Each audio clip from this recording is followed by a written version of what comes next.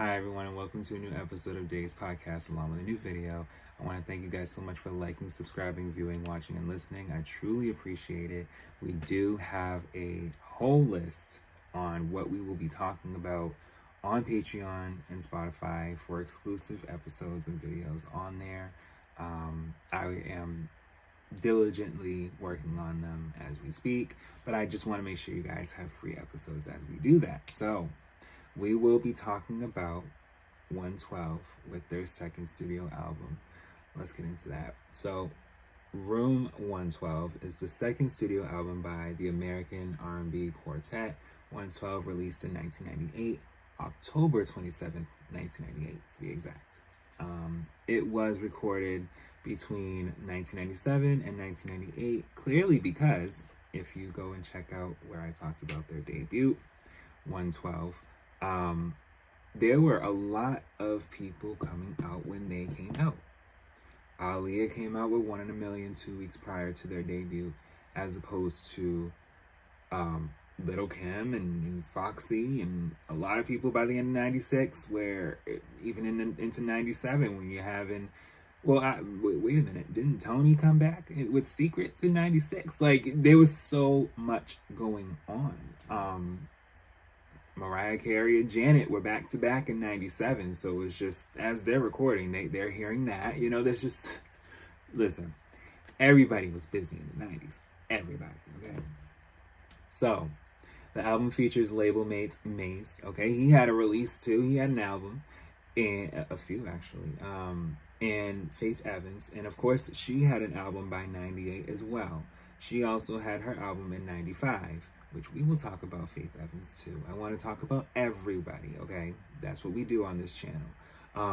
It also features Little Kim, Little Zayn, and MJG. The two singles, Love Me featuring Mase and Anywhere featuring Little Zayn, charted at number 17 and number 15 on the Billboard Hot 100 respectively. So that's good.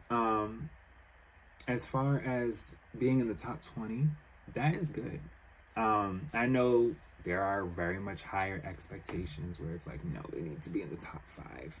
No, every week when they talk about that list in the top 10, they need to be right there. If they're not there, they're not selling, they're not great. No, don't know if they can't do it within months, they're never gonna do it. Like, y'all need to you should see how people really do people, artists in the way that y'all, I'm not saying everybody, but there are just some people that will literally be in fan wars. Like, you can't not see it. It's just there. But you guys know this channel that watch me, or if you guys are new to this channel, you guys will know I am a very unbiased individual. I am not going to not give anyone credit, and I am not going to not say that someone doesn't need it. Okay? I'm going to let people know, listen, this is right and this is wrong, and we got to keep it real around here, always. I'm always going to honestly say when someone does need credit. I don't think I ever not say when things don't not need credit, but I just think that for what it's worth, this is credible. Like, I think that for anyone to be in the top 20 is great. A lot of times there are singles that chart really in the back, like 80s, 60s, 70s, even in like 97, like they'll make a breakthrough even just with that. And even when you chart just like that, it's like, well, wait, that's being heard somewhere consistently. It may rise from streams and stuff, watching their videos. And at this time in 98, there wasn't that. No, you bought the single or you bought the album.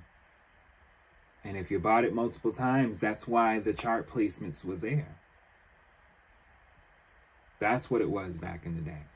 So it's just, I come from a time, and as I am unbiased, I come from a time where you didn't rely on someone's opinion. Your purchase was your opinion. Okay? You didn't rely on if the video was great from someone else seeing it 10 different times. When the video showed and you liked it, you went and said, I'm gonna go and buy that album, or what, like whatever captivated you from whatever they marketed at that time. It didn't have to take much for the average consumer as it does now. Nowadays, y'all need every damn thing. And it's not a bad thing, because you want to put the artist to work. You want them to feel as though, hey, you know what? I could do better next time. You want them to feel like that, because then when they really come out and give out more and say, I'm going to tour here and tour there, that's when you can say with your purchase, like, you know, I support this person and I want them to chart. But I will, yes, again, saying that 17 and 15 is bad is wild, because there are people, sad to say, that had songs that charted even lower, like not, well, they charted, yeah, the word is lower, they were in the 30s or the 40s or something with a song. And you know, even if I had liked the song, I would feel like, well, maybe they didn't get to have enough people listening.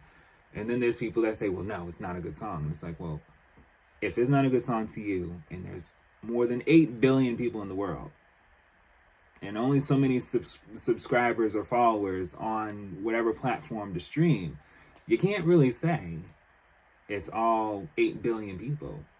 If it's 1 billion people, that's shocking, because they have to subscribe to the platform itself. I mean, they could just listen to it and not everybody would subscribe to the platform, but there's just more and more now where people are like understanding, like, okay, if I am on Apple Music, or if I'm using Spotify, or if I have a YouTube account, or even if I'm hearing it on anything other than, it shows residuals. Okay. Anyway, yeah, Entertainment Weekly wrote 112 can't seem to decide whether they want to woo the ladies or beat up the competition, or beat up on the competition. It's a choice that could make or break them in the future. Or beat up on the competition. What does that mean? So, like, I guess from what they're trying to say is that, yeah. At first I was trying to like understand it from a different like perception, but it's all coming the same. Like I was saying in the beginning of this video, like if anything, they wanted to push this particular second album, because there was so many albums coming out back to back and people were literally out and about. It did get a B from Entertainment Weekly. It didn't do so well with AllMusic. We'll understand why in a moment. Let's look at the track list. So track 1 is Room 112 intro. Track 2 is So Much Love interlude. Track 3, Be With You. Track 4, Love Me featuring Mace. Track 5, The Only One featuring Lil' Kim. Track 6, Anywhere interlude. Track 7, Anywhere featuring Lil Zane.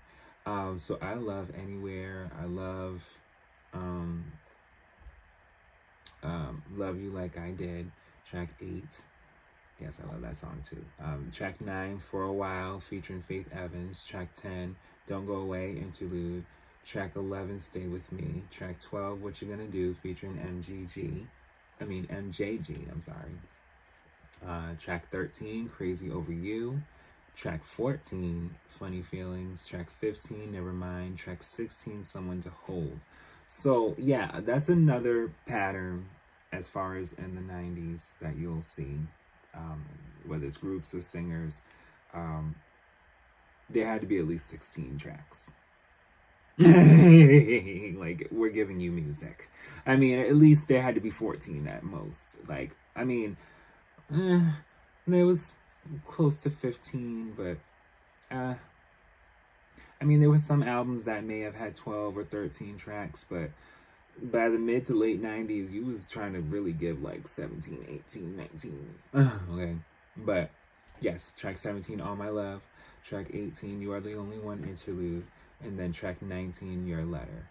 I do want to see as far as with